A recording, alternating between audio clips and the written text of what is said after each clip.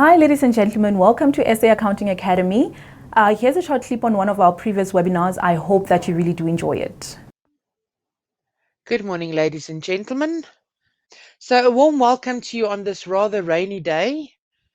My name is Letty Janse van Vuren and I will be your facilitator for the next 90 minutes or so. We are going to talk today about the risk of over-reliance on automated tools techniques. Right. It is a document that was published by the IAASB.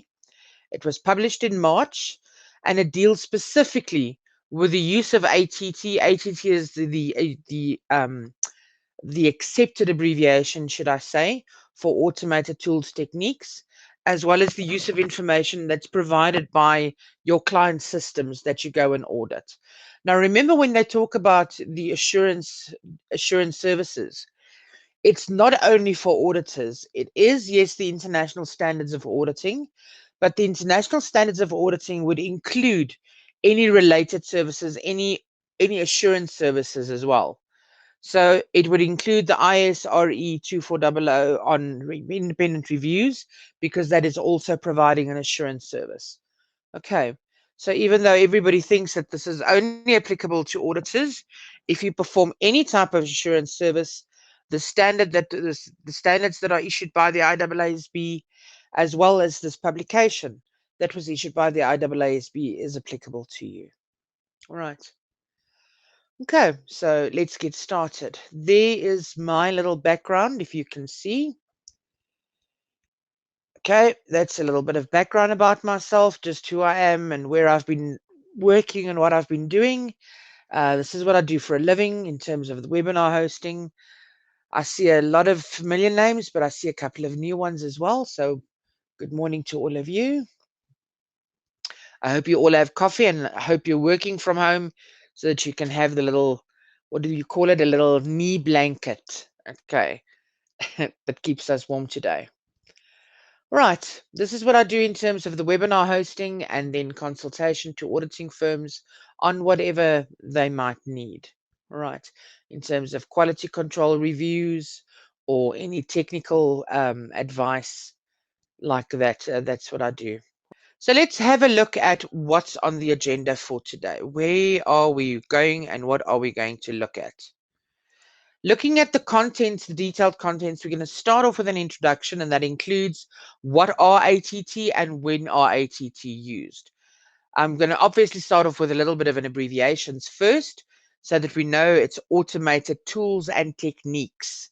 So even though ATT, it's not ATTs, it's just ATT, that is already the multiple, all right, the plural version. Then we're going to be dealing with the 4 specific frequently asked questions, or FAQs, all right?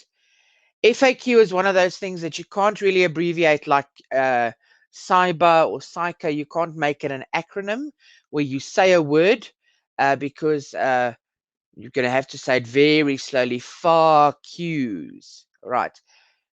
So let's just stick rather with FAQ. It's much better and much safer, right? Especially me with all my blonde moments. And I talk way too fast, so I just call them FAQs. All right, so we'll deal with the 4 FAQs. The first one looks at examples of biases that are created by the use of technology. And then the second one looks at what firms can do to help. Okay, and the last one, or the third one, looks at the risk that is produced by the entity system, so your client system. And then the fourth question deals with the risks that arise as a result of your own ATTs that you implement during the audit. Okay, in closing, it was just a little summary slide. So let's get cracking with I always start my webinars with a quote. No idea who says this. Oh, and my little N has gone fishing for unknown. It says unknown, sorry. See, blonde moments are surfacing already. One of the few things in life that you can count on is that things will change. Especially with what we're going through now. I mean, coronavirus has taught us that. Things have changed and it has necessitated all of these automations on how we audit and where we audit and how we use the computer to better audit, all right, to try and be more efficient, because we can't go walk into an office anymore and just grab what we want. There are ways that we've adapted, all right. But yes, that's the one thing we can count on, is that things will change. So let's go and have a look at the introduction slide. On the introduction side, because starting off with the abbreviations first, the IAASB, you'll hear me referring to them, is the International Auditing and Assurance Standards Board. So all the standards that we get that relate to auditing and assurance come from them. All right. IAASB is the International Ethics Standards Board for Accountants. They are the ones that have issued the IFAC Code of Conduct, right, that all of us and all our professional bodies have adopted. ATT, there's the formal abbreviation, Automated Tools and Techniques. Right, so if I say ATT for the rest of today, that's it. ISAs stand for International Standards on Auditing, and FAQs then frequently asked questions. Right. So just so that you know, if I use any of those abbreviations during the slides, you'll know what they mean. All right. I've really tried to give you slides that are useful and a nice summary afterwards.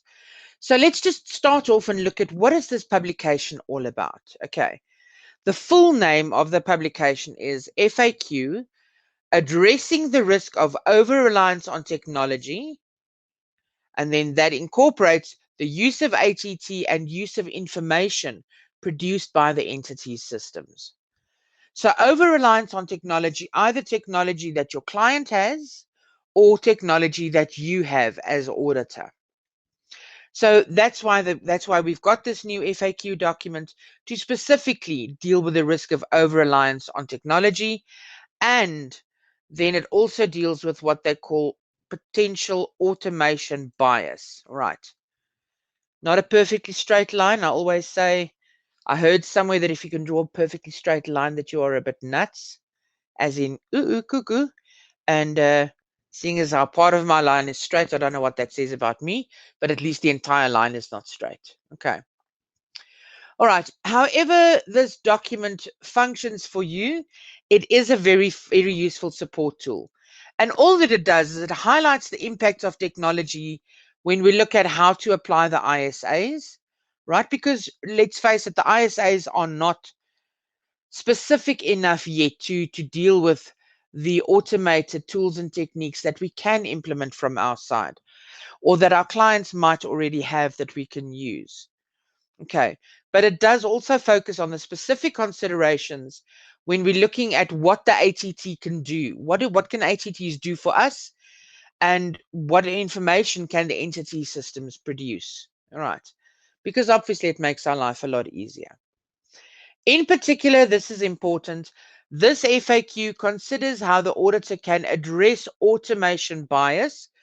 There's that keyword again, automation bias, as well as the risk of over-reliance on technology when using ATT and the information from your entity systems. Okay, so that's what it deals with specifically.